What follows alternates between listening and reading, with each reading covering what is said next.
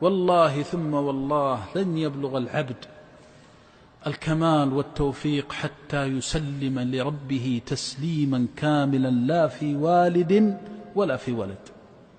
ولذلك إبراهيم عليه السلام لما أمر بذبح ابنه قال الله تعالى: فلما أسلم وتله للجبين وناديناه أن يا إبراهيم. جاء الفرج.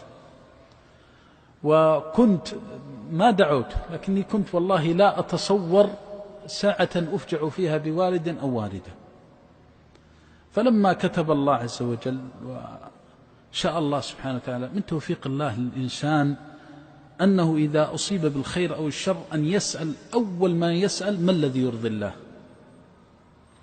يترك عنه العواطف ويترك عنه هوى النفس. أول ما يفكر في ربه، أول ما يقول: ما الذي يأمرني الله به حتى أفعله، وما الذي ينهاني عنه فأجتنبه. فلما جاء أمر الله عز وجل سألت نفسي: من الذي رزقني أبي؟ ومن الذي رزقني كذلك لما توفيت الوالدة رحمه الله؟ من الذي رزقنيهما؟ من الذي أعانني على برهما؟ من الذي مد في آجالهما حتى تمتعت برؤيتهما؟ من فوجدت كل الأمر الله الله الله، ما وجدت غير الله. فقلت: سبحان الله العظيم، أين أبي وأمي من الله؟ والله هان علي كل شيء. والله لن يستطيع الإنسان أن يجد لذة هذه الحياة حتى يعرف معنى العبودية لله، لأن الله ما خلقك لأبيك ولا لأمك ولا خلق أباك وأمك لك، إنما خلقك وخلق أباك وأمك والخلق لعبادته وتوحيده. لا تغالب القدر ولا تقول: أدعو أني أموت قبل أبي أو يموت أبي قبلي، أبدا، هذا كله اتركه لله.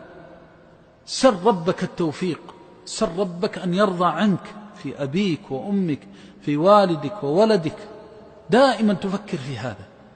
وإذا نزلت المصائب الفجائع والأمراض والأسقام بمن تحب فاسأل نفسك: ما الذي يرضي الله جل جلاله؟ وإذا رأيت في حبك وأهلك ما يسوءك ويكدرك وجاء الشيطان ليشغلك بالعواطف، فأوصيك بوصية فيها خير عظيم لك، وهي أن الإنسان إذا رأى في والد أو ولد أو من يحب ما يكره عليه أن يتذكر شيئا واحدا، وهو أن الله أرحم بهذا المخلوق منه. ترى في ابنك، ترى في بنتك ما يسوء ما يكدر وتبذل الأسباب، فإذا بذلت الأسباب وعالجت ومضيت عند الأطباء وقدمت ما تستطيع، بعد هذا لا تغالب القدر.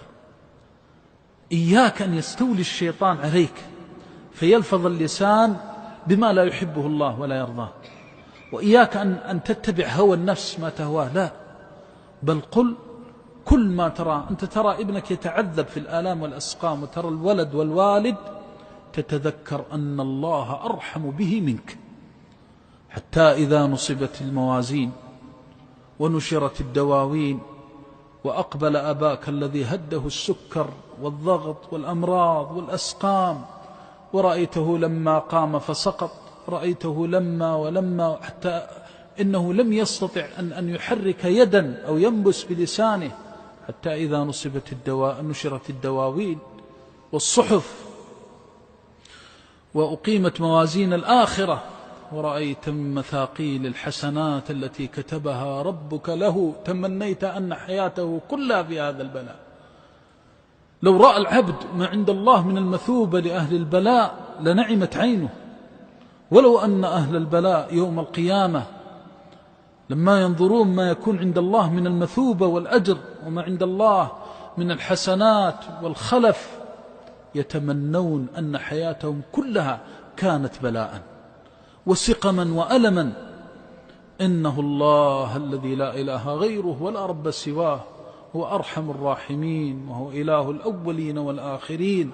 فلا تغالب ربك، وعليك أن تتبع السنة، هدي الكتاب والسنة، من الصبر على البلاء وسؤال الله الثبات في برك لوالديك. هذا الذي أوصيك به أولا أن تعتقد الفضل لله أولا وآخرا، أن الله أكرمك ببر الوالدين، وأن تحمد الله وتشكره على هذا الفضل، وقل اللهم لك الحمد أن رزقتني أبا يعينني على بره وأما تعينني على برها. كم من طالب بر غلقت في وجهه الأبواب، وكم من ابن يتذلل لأبيه فيصفعه أبوه على وجهه. فإذا رأيت من أبيك وأمك ما يسرك فقل اللهم لك الحمد يا مقلب القلوب أن قلبت قلب الوالدين شفقة ومحبة لي، واسأله أن يديم عليك نعمته وأن يزيدك من فضله. ثم انس أنك قدمت شيئا لوالديك، فلا تزال بخير ما احتقرت نفسك، ولا تزال بخير ما اتهمت نفسك بالتقصير وسعيت إلى الكمالات، ولن تستطيع أن تصل إلى ذلك كله إلا بالدعاء. اللهم إنا نسألك بأسمائك الحسنى وصفاتك العلى أن تجعلنا من البارين. اللهم اجعلنا من البارين، وصلنا بوصلك يا خير الواصلين. اللهم ارحمنا وارحمهم برحمتك يا أرحم الراحمين. اللهم من كان منهم حيا فأطل عمره بعفو وعافية، وأحسن عمله وقوله وفعله يا رب العالمين. اللهم أحسن لهم الختام بعد عمر مديد وعمل صالح رشيد. اللهم ومن كان منهم ميتا فاغفر له وارحمه وعافه واعف عنه وأكرم نزله وأوسع مدخله واغسله بالماء والثلج والبرد.